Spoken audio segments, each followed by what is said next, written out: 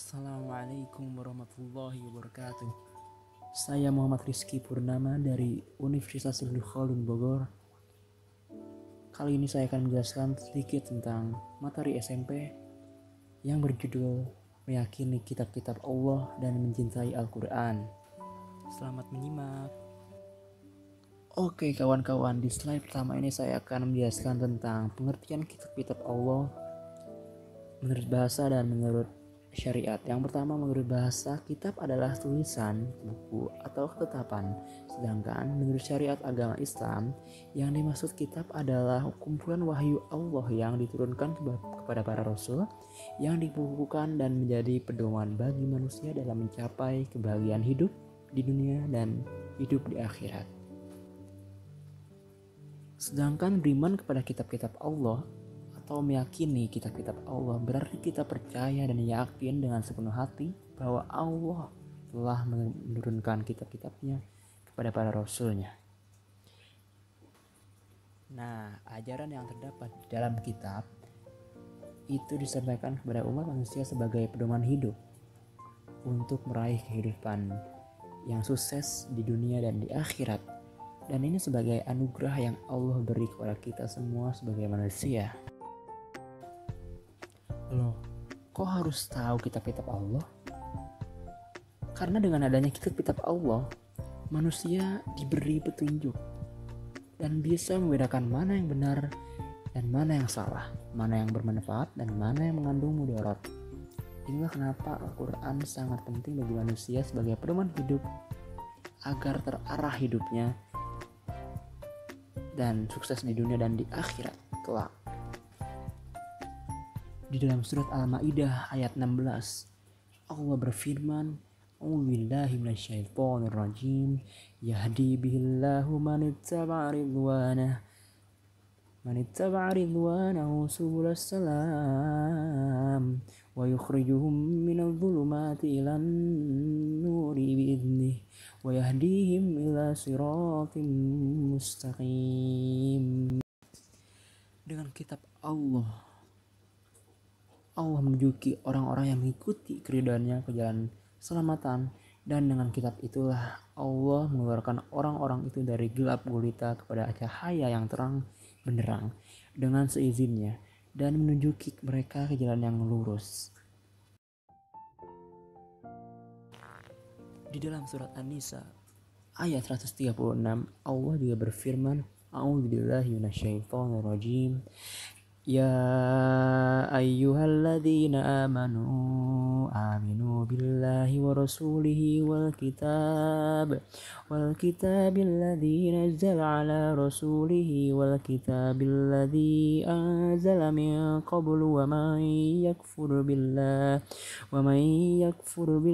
wa malaikatihi wa kutubihi wa rusulihi wal yaumil akhir faqad dhalla dhalalan ba'ida." Wahai orang-orang yang beriman, tetaplah beriman kepada Allah dan Rasulnya, dan kepada kitab yang Allah turunkan kepada Rasulnya, serta kitab yang Allah turunkan sebelumnya. Barang siapa yang kafir kepada Allah, malaikat-malaikatnya, kitab-kitabnya, rasul-rasulnya, dan hari akhir, maka sesungguhnya orang itu telah sesat sejauh-jauhnya. Inilah kitab-kitab Allah yang Allah turunkan. Ada Taurat diturunkan kepada Nabi Musa alaihissalam. Ada Zabur yang diturunkan kepada Nabi Daud alaihissalam. Ada Injil yang diturunkan kepada Nabi Isa alaihissalam. Dan yang terakhir Al-Quran yang diturunkan kepada Nabi Muhammad SAW yang menjadi kitab terakhir bagi umat manusia.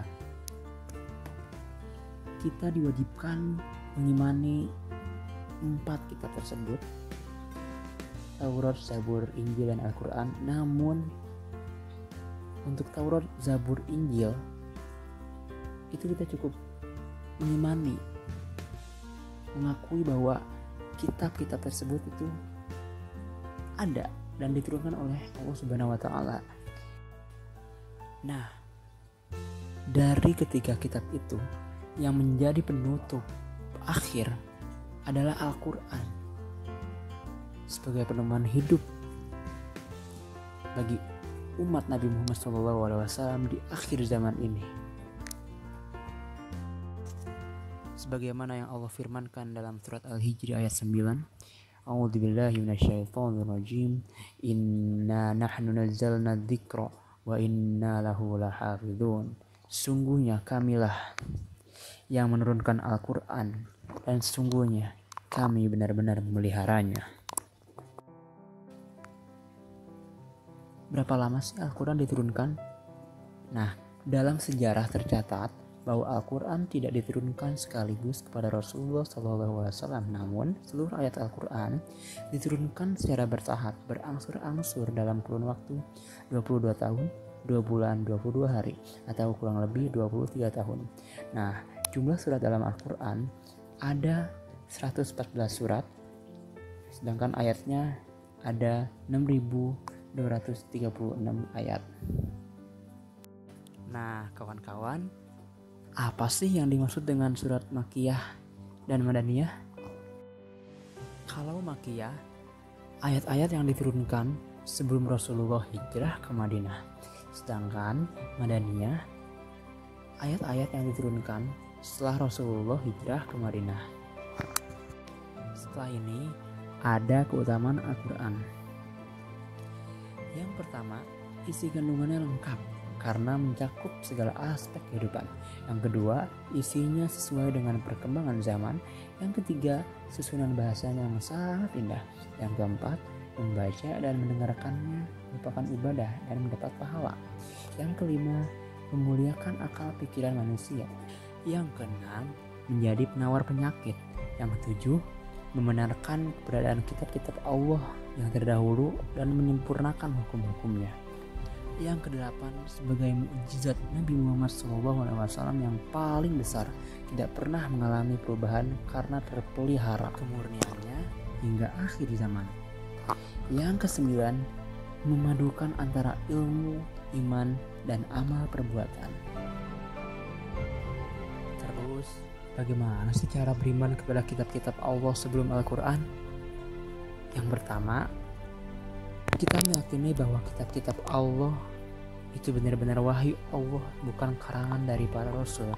Yang kedua, meyakini kebenaran isinya. Adapun perilaku yang mencerminkan seorang beriman kepada Al-Quran. Yang pertama, meyakini bahwa Al-Quran itu benar-benar wahyu Allah, bukan karangan Nabi Muhammad SAW. Yang kedua, meyakini isi Al-Quran dijamin kebenarannya tanpa ada keraguan sedikit pun. Yang ketiga, selalu meluangkan waktu untuk membaca Al-Quran setiap harinya dan memahami artinya bacaannya. Yang keempat, membaca Al-Quran secara benar sesuai hukum bacaan tajwid. Yang kelima, meletakkan Al-Quran di tempat yang terhormat, bukan di sembarang tempat. Yang keenam, tidak membaca atau membawa lafal-lafal Al-Quran di tempat-tempat kotor seperti WC, kamar mandi, dan sebagainya.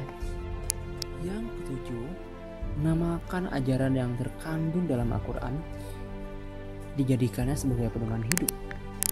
Yang kedelapan, mengajarkan Al-Quran kepada orang lain yang belum dapat membaca Al-Quran atau belum memahami isinya. Yang kesembilan, mendengarkan dengan tenang dan khusyuk ketika ada orang membaca Al-Quran. Oke, sekian yang dapat saya sampaikan. Inilah penjelasan dari materi PAI SMP yang berjudul Meyakini Kitab-Kitab Allah dan Mencintai Al-Quran. Kurang lebihnya mohon maaf. Jika ada kekurangan dan kesalahan, mohon dimaafkan. Dan jika ada kekeliruan, mohon dikoreksi. Dan ambillah kebenaran dan kebaikannya. Terima kasih. Wassalamualaikum warahmatullahi wabarakatuh.